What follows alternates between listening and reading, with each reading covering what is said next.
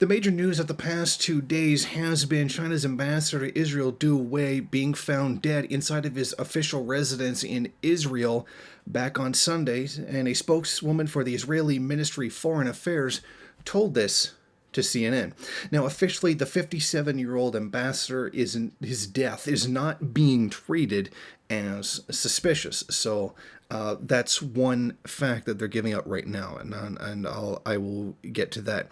There are police outside his residence in Herzliya, north of Tel Aviv, as a part of a standard procedure, the spokeswoman said. So obviously you have someone who's a high enough ranking official as that, someone who's important to relations between countries, dies unexpectedly. That's going to warrant a lot of police and state attention for obvious reasons. Now, it's interesting that his death comes just a week after U.S. Secretary of State Mike Pompeo actually visited Jerusalem and criticized Israel for opening up to China's actions during the coronavirus pandemic. He also called on Israeli leaders to stop signing major infrastructure and communication deals with Chinese companies. Now, the preliminary investigation that has been carried out, meaning it's just superficial, hasn't been confirmed by a full autopsy and all that yet, was that this appears to be natural causes. And this was said by China's Xinhua news agency. This is not Israel saying it. This is China saying about the death of their own man so far. But this did come 2 days after the ambassador had criticized the United States for making its remarks about China, saying that it should not engage in trade relations or business deals with Israel, because that's how you know that China is a socialist state, because it allies with a blatant colonial settler project such as Israel that carries out genocide against Palestinians. Now, Pompeo's warning of danger against the Chinese investments, he said, how can we say that China is buying Israel? Well, obviously the idea that China is buying Israel is simply nonsense. If anybody has bought Israel, it's the United States. Now, Du Wei confirmed Pompeo's anti-China rhetoric and went against U.S. wishes before befriending Tel Aviv. Basically, the United States owns Israel and lets them basically get away with whatever it is they want, because the United States is the military and economic power that keeps Israel afloat. To a lesser degree, places like Germany and the UK, as well as political support from places like Canada, Australia, etc., because they know that a united Islamic Middle East or even a united Arab Middle East would not be one that is sympathetic to the imperialist powers. And since that Israel itself is a colonizer settler project created by the imperialist powers, it's really in their interests to do what they're told. So I think what's really happening is that China is going to start gaining some influence inside of Israel.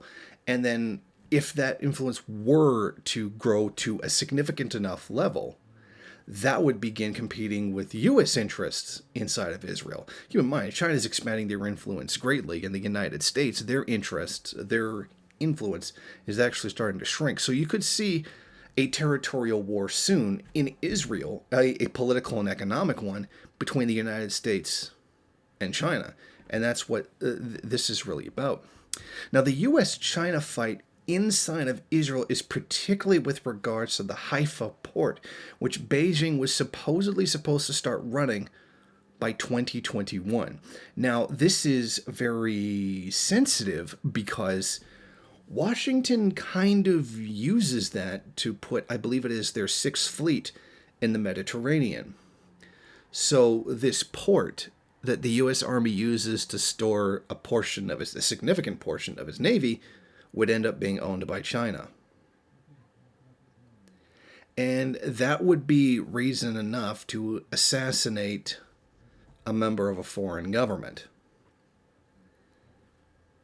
I'm not saying that's what they did. I'm saying if there was a reason and this was the case, that would definitely be enough of a reason. I mean, come on, we certainly did see the United States assassinate Soleimani, whose only crime was fighting ISIS.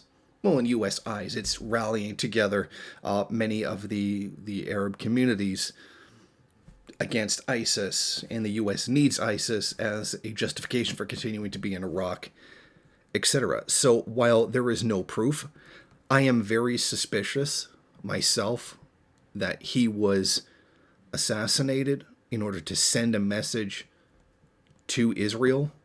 I mean, to send a message to China that that port is going to remain theirs, and that Israel is in a permanent, forever alliance with the United States. We saw that with the moving of the U.S.